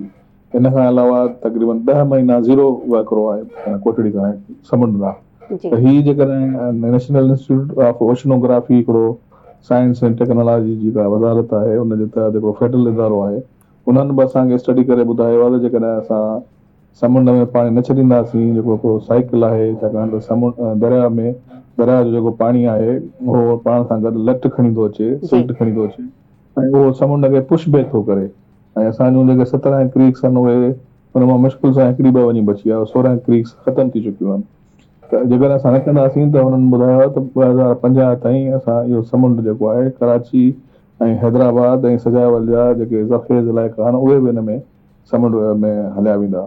त उन हवाले सां जेको पाणी जो साइकिल आहे उनखे, छाकाणि त जॾहिं पहिरीं जेको हिस्टोरिकल फ्लो हो बैराजिस ऐं डैम्स खां पहिरीं दरिया जो समुंड में तक़रीबन 150 मिलियन एकड़ फुट पाणी वेंदो हो ऐं उहो जेको आहे सो हिकिड़ो केतिरी हुनजी रिक्वायरमेंट आहे नेचर जी, इकोसिस्टम जी, ऐं असां जीअं जीअं डैम ठाहिया, बैराजिस ठाहिया त उहे वाकिरा घटिजंदा विया ऐं हाणे जेको 91 मुआहदे में लिखियलु आहे त असां माना घटि में घटि 10 मिलियन एकड़ फुट पाणी छॾींदासीं, पर हुन ते अमल दरामद कोन थियो ऐं हुन में इहो लिखियलु आहे मुआहदे में त हिकिड़ी स्टडी कई वेंदी जंहिंमें इहो तय कयो वेंदो त केतिरो पाणी रिक्वायर्ड आहे ऐं उन खां पोइ जेको आहे सो उहो पाणी छॾियो वेंदो। बिल्कुलु ठीकु। नासिर साहिब इहा शिक बण पूरी आहे। जी नासिर साहिब, असांजो प्रोग्राम जारी हो सारी आहे, अव्हां होल्ड ते ई रहो, हिते वठंदासीं हिकिड़ो नंढो ब्रेक। नाज़रीन, अव्हांखे वञिणो केॾांहुं बि कोन आहे, मिलूं था हिकिड़े शॉर्ट कमर्शियल ब्रेक खां पोइ। वेलकम बैक नाज़रीन, में हाज़िर आहियूं। नासिर साहिब, असीं ॾिसूं था त हिन साल गर्मी पिणु वधी वई आहे ऐं आउं सम्झां थो त हीअ सालो साल अञा गर्मी वधंदी। 2030 में जेतिरे ताईं पेशन गोई आहे त हीअ 50 खां वधीक गर्मी वधी वेंदी। अमी छा सम्झो था इन शइ खां बचण जे लाइ कहिड़ा उपाउ वठी सघिजनि था? पाणीअ जो इन शइ खां बचण जे लाइ कहिड़ो ऐं केतिरो किरदारु हुजे थो? जी, क्लाइमेट चेंज, मौसमियाती तब्दीली हिकिड़ी अहिड़ी माना आफ़त आहे जेका असांजे दरवाज़नि ताईं पहुची वई आहे। इहा हिकु अहिड़ी मुसीबत न आहे जेका मुस्तक़बिल में अचणी आहे, इहा असां वटि हाणे पहुची वई आहे। हिन मां तव्हां अंदाज़ो लॻायो त अॻे जेको 50 डिग्री सेंटीग्रेड सिर्फ़ु जैकबाबाद या सिबी या सखर ताईं महदूद हो, उहो हाणे सिंध जे हर ज़िलो जेको आहे, चाहे उत्तर हुजे, विचोलो हुजे, लाड़ हुजे, सभिनी ज़िलनि में 50+ टेम्परेचर हिन साल रिकॉर्ड थियो आहे ऐं हर साल दुनिया में ऐं पाकिस्तान में गर्मी पद जा नवां रिकॉर्ड थी रहिया आहिनि। त इन मां तव्हां अंदाज़ो लॻायो त असां वटि जीअं जीअं गर्मी वधंदी आहे, तव्हां ॾिसो त हुनजो हिकिड़ो सबबु इहो बि आहे हिन साल गर्मी जो त असांजो दरिया सुको पियो आहे ऐं असांजूं ढंढूं ढोरा सुका पिया आहिनि, पाणी उन्हनि में आहे कोन। त उहो बि हिकिड़ो जेको नेचुरल एनवायरमेंट आहे ऐं क्लाइमेट जी रेगुलेशन में पाणीअ जो बि अहम किरदारु आहे। जेकॾहिं पाणी हूंदो त उनजो असरु घटि थींदो। ऐं ॿियो आहे जेका ओवरऑल असांजी जेका अर्बनाइज़ेशन रेट आहे, शहरनि जो जेको वधणु आहे, उहो बि हिकिड़ो वॾो कंट्रीब्यूट करे थो हीट हीट वेव्स में ऐं गर्मियुनि में जेको दर्जा हरारत वधे थो, इज़ाफ़ो थी रहियो आहे। ऐं ॿियो मजमूई तौर ते जेका वणकारी आहे, जेको वेजिटेशन कवर आहे, उहो घटिजी रहियो आहे। त इहो जेको तवाज़ुन हो फितरत जो, इन में असां बिगाड़ आंदो आहे ऐं फ्यूचर में जेका असांखे तयारी करणी पवंदी, छाकाणि त असां वटि प्लान्स क्लाइमेट चेंज एक्ट बि ठहियल आहिनि ऐं नेशनल ऐं सूबाई लेवल ते पॉलिसीज़ बि मौजूदु आहिनि। त उते उन्हनि ते जेको आहे सो ही वक़्तु आहे त असां उन्हनि ते सही माना में अमल दरामद कयूं ऐं उहे सुठियूं जेके पॉलिसियूं सुठनि उन में असां प्रिंट कराए रखियूं आहिनि पंहिंजे अलमारियुनि में, उन्हनि खे हाणे छंडे फूके कढूं ऐं उन्हनि जा जेके एक्शन्स लिखियल आहिनि, छाकाणि हाणे हीउ वक़्तु आहे क्लाइमेट एक्शन जो, ऐं क्लाइमेट एक्शन इहो ई असां खां घुर्ज करे थो। त तव्हां ॾिसो त असां वटि हिकिड़ो इवन तालीमी हवाले सां ॾिसूं त असांजो तालीमी साइकिल आहे, जेके असांजो मोकलूं हूंदियूं, वेकेशन्स हूंदियूं, उहे बि जून जुलाई में थींदियूं, पर हाणे गर्मी असां वटि मई खां ई शुरू थी वञे, अप्रैल जी एंड खां शुरू थी वञे। ऐं अॻे असां वटि 4 मौसमूं हुयूं, बहार या पंहिंजो ऊन्हारो, सरव ऐं पंहिंजो स्प्रिंग।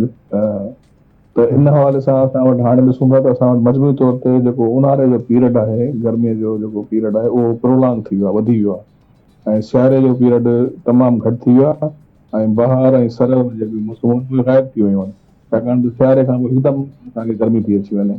उन हवाले सां असांजो पूरो जेको ज़िंदगीअ जो वहिंवार आहे उनखे रिविज़िट करणो पवंदो, रीसेट करणो पवंदो, ऐं उनखे जेको क्लाइमेट चेंज 2 टर्म्स यूज़ घणा थींदा आहिनि, हिकिड़ो एडेप्टेशन ॿियो मिटिगेशन, उन हवाले सां असांखे कमु करणो पवंदो।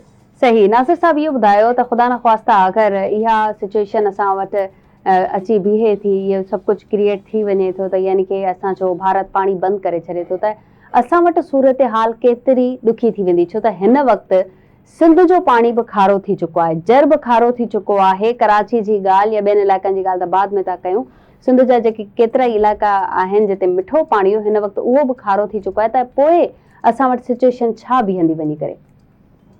जेकॾहिं असां वटि जेको हिकिड़ो त नेचुरल असां वटि जेके वसीला आहिनि, कुदरती वसीला, उहे मूं चयो अॻे ई उन में जेको पाणीअ जी एलोकेशन आहे या जेको फितरी सिस्टम आहे उन में बि गड़बड़ थी रही आहे, ऐं मथां वरी जेका ह्यूमन इंटरवेंशन आहे, जेको सियासत ऐं जेका सियासी मुदाख़लत आहे या गवर्नेंस जा इशूज़ आहिनि, उहे चाहे आलमी लेवल ते हुजनि, रीजनल लेवल ते हुजनि या मुल्की लेवल ते हुजनि, इहे सभई कंट्रीब्यूट कनि था हिन सॼे बिगाड़ में ऐं इन्वायरमेंटल क्राइसिस में। ऐं उन हवाले सां ॾिसो त असां जेको सस्टेनेबल डेवलपमेंट गोल्स आहिनि 17, उन्हनि ते बि असां उनजो हिसो आहियूं आलमी बिरादरी सां गॾु, त असांखे उन ते अमल दरामद करणो आहे। ऐं उहो 17 जेके गोल्स आहिनि उन हाणे 2030 में, हाणे 2026 में पाण वेठा आहियूं, 2030 में हुनजी उहे अचीव करणा आहिनि, जंहिंमें दरिया आहे, ॿेला आहिनि, फितरत आहे, पाणी आहे, इहे सभु वसीला असांखे बचाइणा आहिनि, छाकाणि त इहे कुदरती वसीला आहिनि, इहे असां वटि अमानत आहिनि ईंदड़ नसलनि जे लाइ, उन्हनि खे असांखे सही सलामत मुंतक़िल करणा आहिनि। सही। नासिर साहब, हीअ जेको क्लाइमेट चेंज जे हवाले सां असां अगरि थोरो ॻाल्हायूं त असां वटि मौसमूं बि न आहिनि बचियूं, असां वटि मैंग्रोव जी छा सूरत हाल आहे, छा उहे बि ख़तमु थींदे नज़र पिया अचनि, छो त अगरि इहे हूंदा त असांजो समुंड सेफ रहंदो, आबी जीवत बि सेफ रहंदी, छा चवंदा? इहे सिंध में जेके ॿेला आहिनि, असां वटि 4 क़िस्मनि जी जेका क्लासिफिकेशन थियल आहे, ॿेलनि जा 4 क़िस्म आहिनि तारीख़ी तौर ते रहिया आहिनि। हिकिड़ा कचे जा ॿेला आहिनि, जेके दरिया जे किनारनि सां ॿिन्ही पासे राइट बैंक लेफ्ट बैंक जे किनारनि सां असां वटि आहिनि, जेके कश्मीर खां शुरू थियनि था ऐं ठट ऐं केटी बंदर ताईं उहे कचे जा ॿेला माज़ी में रहिया आहिनि। ऐं ॿिया असां वटि जेके ॿेला आहिनि उन्हनि खे असां चऊं था पके जा ॿेला। पके जा ॿेला मतिलबु उहे ॿेला जेके असांजे आबपाशी सिस्टम ते सराब थींदा, उन्हनि खे उतां पाणी मिलंदो, जीअं असां वटि सकरनि जे भरिसां पई ॿेलो आहे, ऐं कुझु सांगड़ में खिपरे में ॿेला रहिया आहिनि, कंहिं दौर में बदीन में बि रहिया आहिनि, त उहे बि असां वटि हिकिड़ी क्लासिफिकेशन आहे त पके रुगो कचे जा ॿेला न आहिनि सिंध में, पर पके जा ॿेला बि आहिनि। उनखां पोइ असां वटि आहिनि रेंज लैंड्स, जेके असांजूं एरिड ज़ोन इलाइक़ा आहिनि, जंहिंमें थर आहे, काछो आहे, कोहिस्तान आहे, उते जेका वणकारी आहे, प्लांटेशन आहे, उनखे असां रेंज लैंड्स चऊं था, त उहे बि हिकिड़ी ॿेलनि जो क़िस्म आहे, वणकारी जो क़िस्म आहे। ऐं चोथों जेको अहम असां वटि इकोसिस्टम आहे, कोस्टल इकोसिस्टम, जिते असांजा तिमर जा ॿेला मौजूदु आहिनि, त उन में माज़ीअ में त तमामु घणा असांजो रिच डेल्टा रहियो आहे, ऐं उते हुनजो हैबिटाट रहियो आहे, असां वटि माइग्रेटरी बर्ड्स बि रहिया आहिनि, ऐं मैंग्रोव जी हिकिड़ी पंहिंजो न सिर्फ़ु मुआशी, छाकाणि त तिमर जा ॿेला हिकिड़ा कहिड़े क़िस्म जी नर्सरी आहिनि, जिते मुख़्तलिफ़ जेके मच्छियूं आहिनि उहे पंहिंजा अना ॾींदियूं आहिनि, उन्हनि जो लाइफ साइकिल आहे, ऐं उहा मच्छी जेका आहे असां ॿाहिरि मोकिलियूं था, असां उन मां नाणो कमायूं था, ऐं हिन जी इकोलॉजिकल हिकिड़ी मतिलबु आहे अहमियत जेका तिमर जे ॿेलनि जी, त उहे जेके बि सामूंडी तूफ़ान अचनि था उन्हनि जे असरनि खे बि घटाइनि था। त जीअं जीअं पाणी दरिया जो घटि थींदो वियो, तीअं तीअं तिमर जा ॿेला बि घटि थींदा विया, जेतोणीकि हिन वक़्तु फॉरेस्ट डिपार्टमेंट ॿिया आलमी इदारा हिनखे पंहिंजो प्रोटेक्ट करण जे लाइ कोशिशूं करे रहिया आहिनि, पर जेको हुनजो नेचुरल रिक्वायरमेंट आहे दरिया जो पाणी, जेसीं ताईं उहो न मिलंदो तिमरनि खे या डेल्टा खे, त उहे असां बची न सघंदा। ऐं मजमूई तौर ते त कंहिं दौर में असां वटि तिमर जा मुख़्तलिफ़ स्पीशीज़ हुआ, 8 स्पीशीज़ रिकॉर्ड कया विया। हाणे मुश्किल सां हुन में 3-4 असां वटि बचा आहिनि। ऐं त उन हवाले सां मां सम्झां थो तिमर जो ॿेला तमामु अहम इकोसिस्टम आहे असांजो, जिन खे असांखे बचाइणु घुरिजे। बिल्कुलु ठीकु। अच्छा नासिर साहिबु, असीं इलाही वक़्त खां इन्हनि सभिनी शयुनि जी कमी बि महसूसु करियूं पिया। हिकु त ॿेला वढिजनि पिया, ॿियो त असांखे पाणीअ जो बि एतिरो को असां बचाव न करे सघिया आहियूं, टियों त पंहिंजे माहौल खे असीं पाण मुरादो बि ठीकु कोन करे सघिया आहियूं। ऐं जॾहिं त अव्हां पाण चयो त अंगनि अखरनि में ऐं फाइल्स जे अंदरि त मुख़्तलिफ़ टेक्निक्स, टूल्स ऐं तौर तरीक़ा लिखियलु आहिनि ऐं प्रोजेक्ट्स प्लान थियल आहिनि, पर उन्हनि ते अमल कोन पियो थिए। इन जे पुठियां छा रीज़न्स आहिनि, कंहिंजी सुस्ती आहे? इन जे पहिरियां हिकिड़ो त मां सम्झां थो त हीउ जेको बहरान आहे या क्राइसिस आहे, इन में सभिनी जेके स्टेक होल्डर्स आहिनि, चाहे उहे हुकूमतूं आहिनि, पॉलिसी साज़ इदारा आहिनि, अवाम आहे, यूनिवर्सिटियूं आहिनि, मीडिया आहे, सिविल सोसाइटी आहे, सभिनी माण्हुनि खे, सभिनी स्टेक होल्डर्स खे पंहिंजे पंहिंजे हिसे जो कमु करणो पवंदो। छाकाणि त एनवायरमेंट या क्लाइमेट चेंज जॾहिं ॻाल्हि कयूं था त इहो कंहिं हिकिड़े डिपार्टमेंट, कंहिं हिकिड़ी मिनिस्ट्रीअ जो मैंडेट न आहे। हीउ हिकिड़ो क्रॉस कटिंग सब्जेक्ट आहे। हिन में सभई डिपार्टमेंट्स, सभई चाहे उहे पंहिंजो नेचुरल रिसोर्सिस खे जेके डील कंदा, जीअं फॉरेस्ट आहे, फिशरीज़ आहे, लाइव स्टॉक आहे, ऐं जेके सोशल सेक्टर खे डील कंदा, जीअं एजुकेशन आहे, हेल्थ आहे, हिननि सभिनी खातनि खे हिकिड़ी मज़बूत हिकमत अमली तहत कमु करणो पवंदो। ऐं गॾोगॾु अवाम खे बि न सिर्फ़ु आगाही ॾियणी पवंदी, पर अवाम खे पंहिंजो हिसो बि हुन में विझणो पवंदो। मिसाल तौरु असां वटि अञा ताईं प्लास्टिक जो इस्तेमालु असां वटि आम जाम आहे।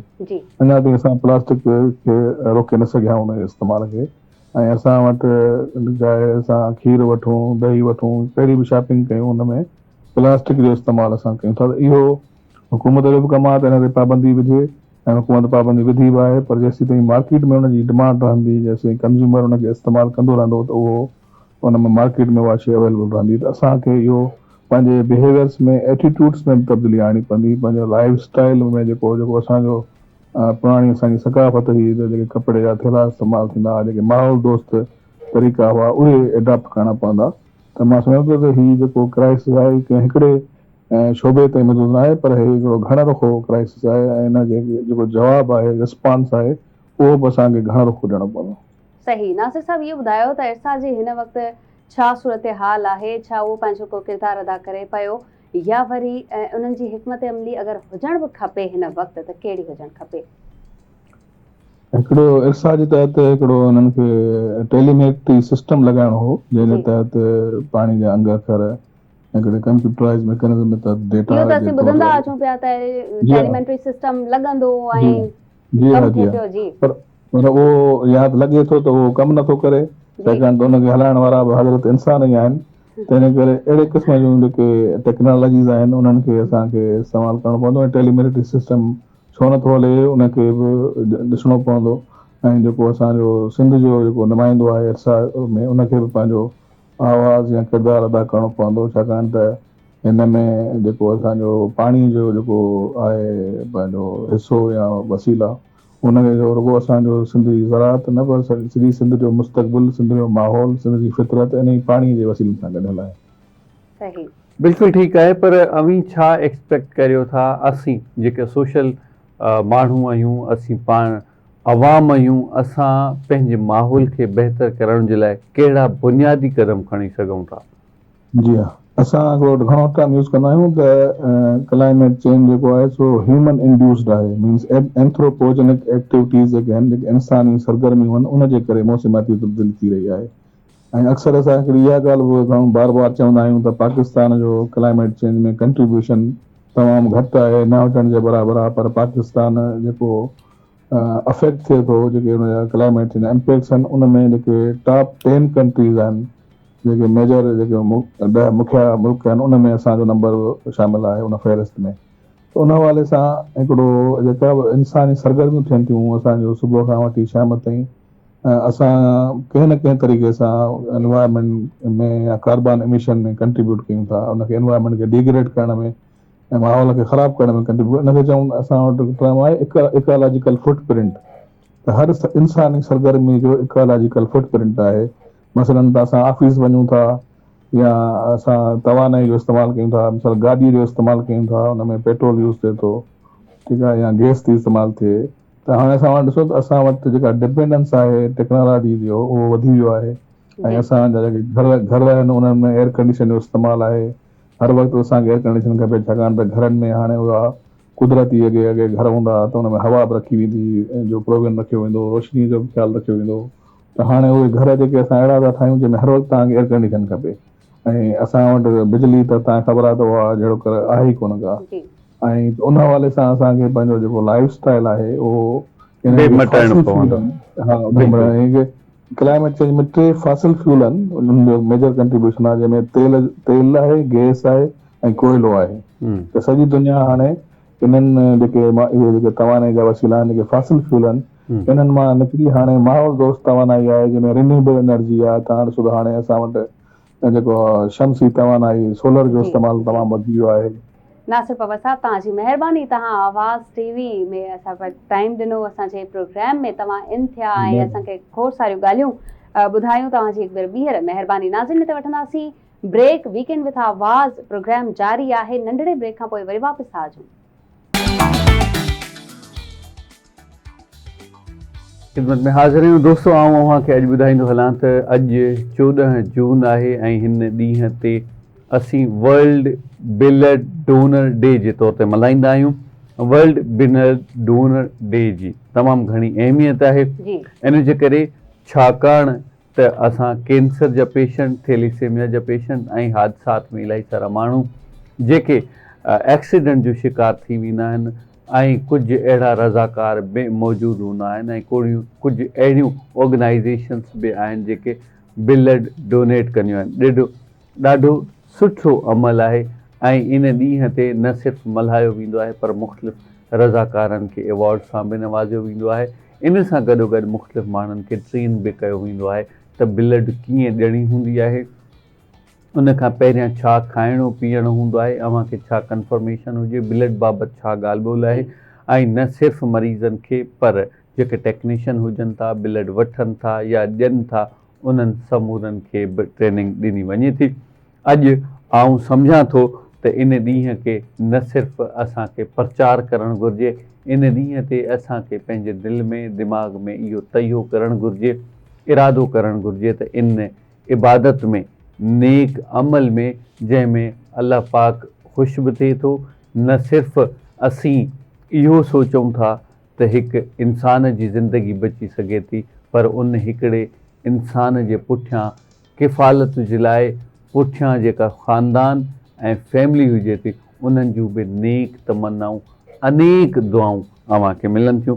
इन करे अव्हां कोशिशि कंदा करियो त पंहिंजे इन जान जो सदको ॾींदा करियो।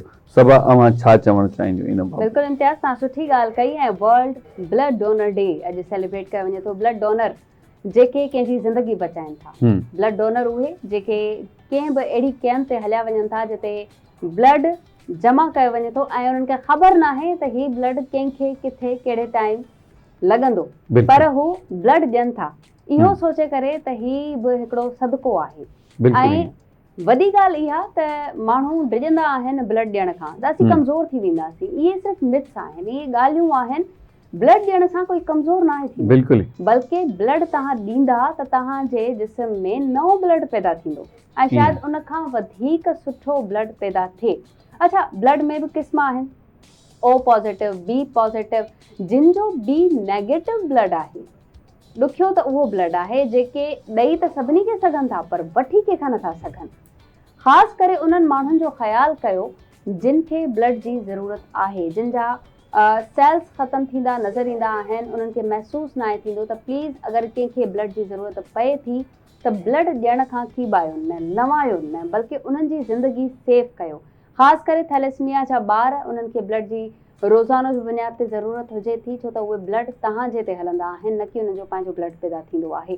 ॿिया इहे त जेके जिन जो एक्सीडेंट जीअं इम्तियाज़ बि चयो त जिन जो एक्सीडेंट थींदो आहे ऐं उन्हनि खे ब्लड जी फौरी ज़रूरत हुजे थी ऐं ब्लड किथां बि अवेलेबल न हूंदो आहे ऐं उहे माण्हू जिन जो ऑपरेशन थिए पियो ख़ासि करे डिलीवरी दौरान बॉटल्स जमा कयूं वेंदियूं आहिनि ब्लड जूं जेके पंहिंजा हूंदा आहिनि उन्हनि जो ब्लड वरितो वेंदो आहे ऐं सेव कयो वेंदो आहे त आया हिन लेडी खे ज़रूरत पइजी सघे थी उहे ब्लड डोनर जेके हमेशह इहो कमु कंदा ईंदा आहिनि ऐं पंहिंजो ब्लड ॾियण खां पोइ ते न आहिनि हटंदा अॼु आहे उन्हनि जो ॾींहुं चाहे उन में कोई बि हुजे थो हिते असां वटि डॉक्टर्स बि मौजूदु हूंदा आहिनि जेके ब्लड ॾियण खां पोइ ते न हटंदा आहिनि चवंदा आहिनि अगरि असीं डॉक्टर बि आहियूं त पोइ बि कहिड़ी छा थी वियो अगरि मां ब्लड ॾिनो या कुझु नर्सिस हूंदियूं आहिनि कुझु स्टाफ हूंदो आहे ख़ासि करे असां पंहिंजे घरनि में ॾिसूं था त असांजे घर जा भाती असांजा ॿाहिरि भॼंदा वेंदा आहिनि त असांखे ब्लड ॾियणो आहे वरी जॾहिं अहिड़ी का कैंप लॻे थी त प्लीज़ उन कैंप न वञो पंहिंजी हिकिड़ी टेस्ट करायो ऐं उते तव्हांखे ख़बर बि पइजी वेंदी त असांजो ब्लड कहिड़ो आहे छा असीं ॾियण जे क़ाबिल आहियूं बि या न कॾहिं बि अगरि तव्हांखे का अहिड़ी बीमारी ख़ुदा न ख़्वास्ता तव्हांखे का अहिड़ी बीमारी आहे HIV एड्स हेपाटाइटिस ख़ुदा न ख़्वास्ता अगरि तव्हांखे अहिड़ी का बीमारी आहे त प्लीज़ ऐं तव्हांखे ख़बर आहे हुन बीमारी जी त मूं में इहा बीमारी आहे त प्लीज़ ब्लड ॾियण खां अवॉइड कयो त इहो ब्लड अॻियां सर्कुलेट थींदो इम्तियाज़ बिल्कुलु ईअं आहे सभा हिकिड़ी अहम ॻाल्हि जेका पाण इन प्रोग्राम जे तवसत सां शेयर कंदासीं इलाही सारा माण्हू जिन खे पंहिंजे ब्लड ग्रुप जी ख़बर ई कोन आहे ऐं अनफॉर्चुनेटली जॾहिं हू हादसे जो शिकार थियनि था तेसि ताईं ॻाल्हि तमामु अॻिते पहुची चुकी हूंदी आहे ऐं उन्हनि खे जॾहिं ब्लड जी ज़रूरत हूंदी आहे जॾहिं अव्हां हादसे जो शिकार थींदा आहियो इलाही सारी रत अव्हांजी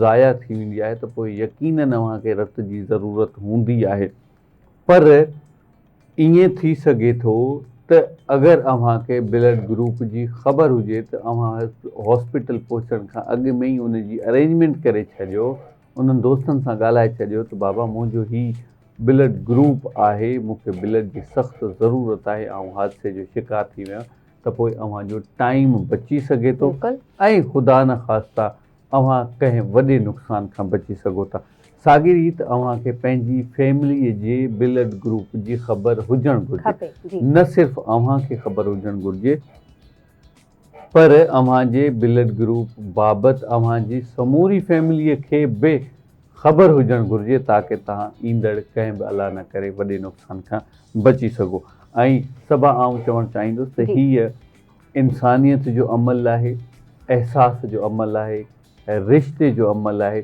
ज़िंदगीअ जो अमल आहे इन रत ॾियण सां इलाही सारनि माण्हुनि जूं जानियूं अव्हां बचाए सघो था ऐं उहे माण्हू जेको हॉस्पिटल्स में मौजूदु आहिनि मुख़्तलिफ़ बीमारीअ जे वर चढ़ियल आहिनि अगरि अमी ताज़ा तवाना मस्तु ज़िंदगी गुज़ारियो था ख़ुशि ऐं चुस्त ज़िंदगी गुज़ारियो था त अल्लाह पाक जो शुक्र अदा करियो ऐं असीं जीअं ज़कात कढंदा आहियूं असीं जीअं सदको कढंदा आहियूं ख़ैरात कढंदा आहियूं क़ुर्बानी कंदा आहियूं साॻी रीति असांखे जान जी ज़कात हिसो ऐं क़ुर्बानी हुजे थी जेका तव्हां मुख़्तलिफ़ माण्हुनि जे फिज़िकल कमु अची करे कंहिं बि तरीक़े सां कंहिं मिसाल जे तौरु अव्हां कंहिंखे रस्तो क्रॉस कराए छॾियो रोड क्रॉस कराए छॾी बहितरीनु ॻाल्हि सफ़र जे दौरान कंहिंजो सामान लगेज तव्हां हिकु हंधि खां ॿिए हंधि ट्रांसफ़र करे छॾियो कंहिंजो वज़नी सामान तव्हां खणी वरितो उनजी मदद करे वरिती त आउं सम्झां थो इहा फिज़िकल हिकिड़ी एक्टिविटी में सदके में अचे थो हमेशह नेक कमनि खां कीॿाईंदा न करियो अल्लाह पाक अलाए कहिड़नि राज़ुनि में ख़ुशि आहे मौला खे अव्हांजो को हिकिड़ो अमल वणी वञे पसंदि अची वञे ऐं उन जे बदिले अव्हांजी ज़िंदगीअ में ईंदड़ मुख़्तलिफ़ परेशानियूं टरी वञनि त पोइ इन खां वधीक बहितर कहिड़ी ॻाल्हि आहे अच्छा इम्तियाज़ हिते मां हिकिड़ी ॻाल्हि एड कंदमि तव्हां जूं ॾाढी बहितरीनु ॻाल्हियूं आहिनि पर छा तव्हां इहो नोट कयो आहे त सिर्फ़ु ऐं सिर्फ़ु मर्द छो ब्लड ॾींदो आहे औरत छो न ॾींदी आहे ऐं छो न चयो वेंदो आहे हिकिड़ी लेडी खे त तव्हां बि ब्लड ॾियो हलो कॾहिं कॾहिं ज़रूरत पइजी वेंदी आहे त लेडी खे बि चयो वेंदो पर सिर्फ़ु इन लाइ मख़सूस मर्द छो आहे मां सिर्फ़ु इहो सोचींदी आहियां बिल्कुलु ईअं आहे ऐं मां सम्झां थो हर माण्हूअ जो पंहिंजो पंहिंजो हिकिड़ो ख़्याल बि हुजे थो ऐं उन जी स्ट्रेंथ बि हुजे थी। जी असीं हमेशह ॿुधंदा आहियूं त औरत नाज़ुक आहे, इन करे फैमिलीअ जा मेंबर बि कोशिशि कंदा आहिनि त पोइ बाबा अवी औरतुनि खे, घर जी औरतुनि खे तकलीफ़ कंहिं बि शइ में न ॾियो। सिर्फ़ु हू पंहिंजो ई कमु कनि जेको उन्हनि जे हिसे में आयो आहे।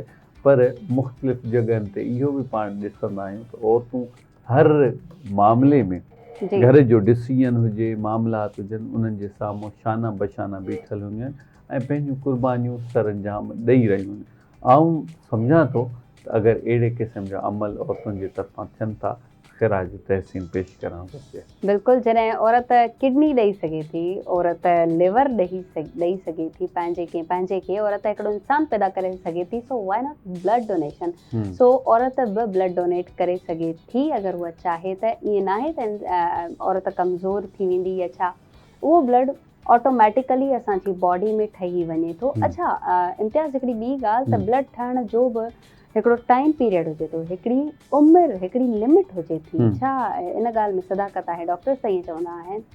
हा, बिल्कुलु ईअं आहे, पर हाणे ॻाल्हि ईअं आहे त इन खां असांखां वधीक मां सम्झां थो डॉक्टर ई सुठो तजुर्बो करे सघनि था। जीअं असांजी उमिरि जी लेवल हुजे थी, असीं नौजवान हुजूं था त असां चुस्त बि हुजूं था, तंदुरुस्त बि हुजूं था। नौजवानी में ब्लड बि ॾियणु खपे। तव्हां ॾींदा आहियो ब्लड? हा, बिल्कुलु आऊं ॾींदो आहियां जिते जिते ज़रूरत पवंदी आहे। ऐं आऊं सम्झां थो जीअं फिल्ट्रेशन थींदी आहे कंहिं शइ जी, ब्लड ॾियण सां ईअं ई फिल्ट्रेशन थींदी आहे। सो इहो सुठो ऐं पॉज़िटिव अमल आहे। जी इम्तियाज़, त हाणे असीं पंहिंजे प्रोग्राम जी वाइंड अप ते पहुता आहियूं ऐं हाणे ख़ुदाफ़िज़ कंदासीं। हेॾो ख़ूबसूरत ॾींहुं आहे, कुझु माण्हुनि खे अगरि ख़बर न बि हूंदी त अॼु ज़ाहिर आहे डोनेट करणु वेंदा ब्लड। सो असीं वठंदासीं तव्हां खां इजाज़त इन ई दुआ सां त जिते रहो ख़ुशि रहो, पंहिंजो रखंदा खोड़ सारो ख़्यालु ॾींदा सबा अबड़ो ऐं इम्तियाज़ अहसन खे इजाज़त। अल्लाह निगहबान।